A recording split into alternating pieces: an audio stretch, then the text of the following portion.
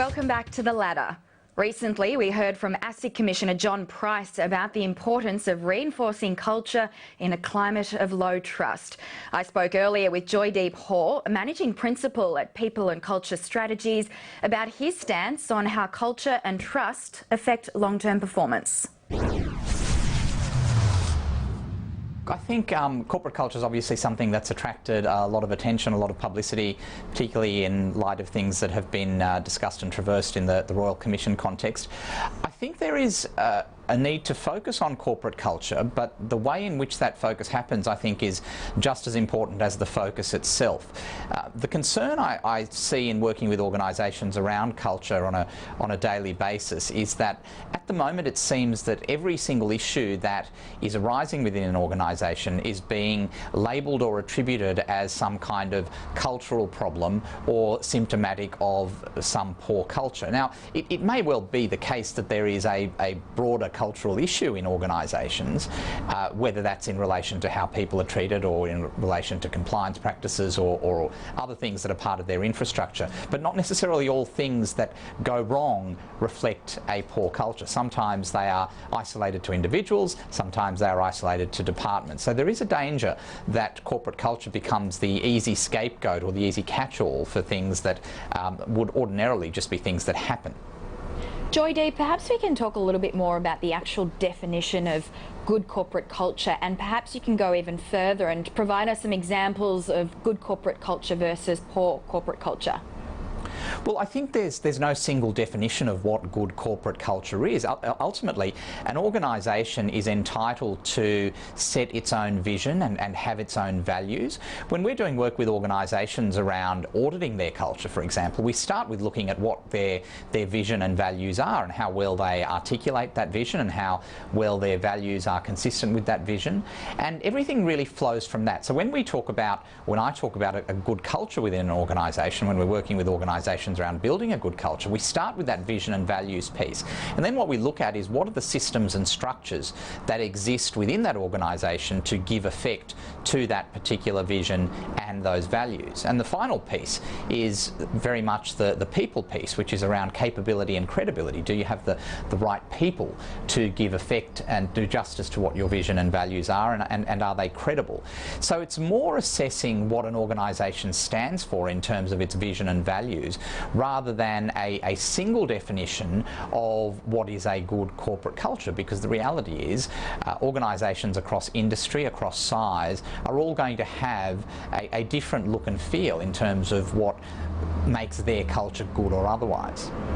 Joydeep, it seems like we are living and working in a world where we're dealing with a lot of outside noise, be it the Banking Royal Commission, where we seem to be losing trust perhaps in our major banks, or whether it be governments adopting protectionist policies outside of sort of traditional politics, where perhaps we're losing trust in our politicians. Just pulling out a few examples. In light of all of this going on and this noise, is it even more important in this kind of world that we build trust and build good culture in our businesses?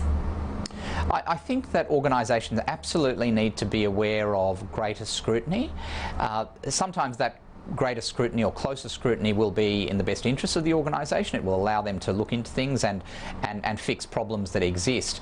There is also a danger, however, with that scrutiny, that organisations can be seen to be overreacting, or in fact do overreact to certain things at the merest sense that there might be a problem. And what we're seeing is that organisations are often not doing the things that are the right things to be doing from a people point of view when it comes to natural justice, making necessary inquiries, giving people the right to respond to allegations, insinuations, things like that. The fear that organisations have that their brand might be tarnished or damaged is often seeing them at the moment reacting in a very knee-jerk and extreme way without following natural processes. So yes, absolutely there is the need for greater diligence around these kinds of matters, but a caution not to overreact. Is it fair to say, Joydeep, that our society has come to expect much more from companies than just those short-term shareholder returns? I think it is fair to say that. I think that we live in an era where information is available and information is exchanged far more readily than would have been the case 15, 20 years ago. If someone is dissatisfied by a single experience, whether that's as a customer, as a shareholder, as an employee, these are matters that are no longer just going to be kept quiet or dealt with between that individual and the organisation or institution. These are matters that are probably going to have a far wider audience, and that's going to have an impact on brand and potentially profits in the long run as well. Speaking about profits in the long run, what does good culture do to the longer term prosperity of businesses overall?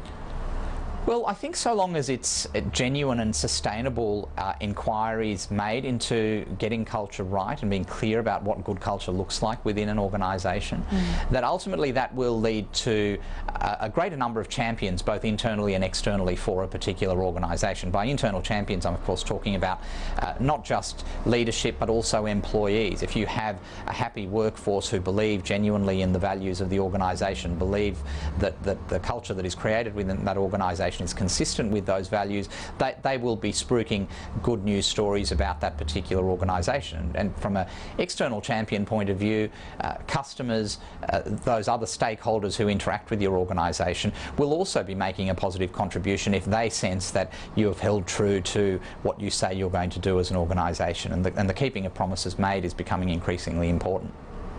Joydeep, from what you're saying and from what we heard from the ASIC Commissioner John Price recently, it seems like culture and trust almost go hand in hand. What would you say is the best way for businesses to build corporate trust and therefore corporate culture?